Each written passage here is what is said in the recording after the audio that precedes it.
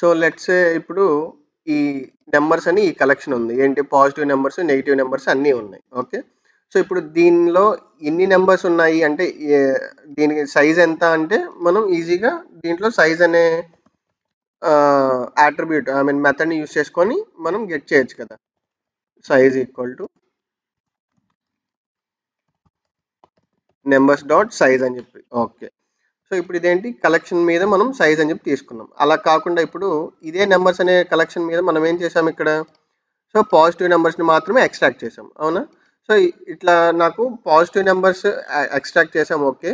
But అలా కాకుండా ఎన్ని పాజిటివ్ నెంబర్స్ అనేవి ఉన్నాయి అనేది నాకు కౌంట్ కావాలి. ఇదే కలెక్షన్ ఆబ్జెక్ట్లో మనం ఇక్కడ ఏం చేసాము, ఓన్లీ పాజిటివ్ నెంబర్స్ని ప్రింట్ చేసాం. అలా కాకుండా ఎన్ని పాజిటివ్ నెంబర్స్ ఉన్నాయో మనకి ఓన్లీ కౌంట్ కావాలి. ఓకే.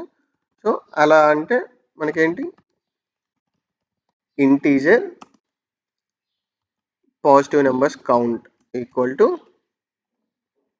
సో మనం ఈ ఆపరేషన్ చేయలేదు అనుకుంటే కనుక సో జనరల్గా సేమ్ ఇదే నెంబర్స్ మీద ఇప్పుడు ఏం చేయొచ్చు అంటే numbers dot stream dot filter. So ఫిల్టర్లో ఏంటి సేమ్ ఆ పాజిటివ్ నెంబర్స్ని ఐడెంటిఫై చేసే కండిషన్ అనమాట. I greater than 0 dot count అనమాట. సో ఇదేంటి ఓకే లాంగ్ వాల్యూని ఇస్తుంది. సో ప్రింట్ చేసి చూద్దాం.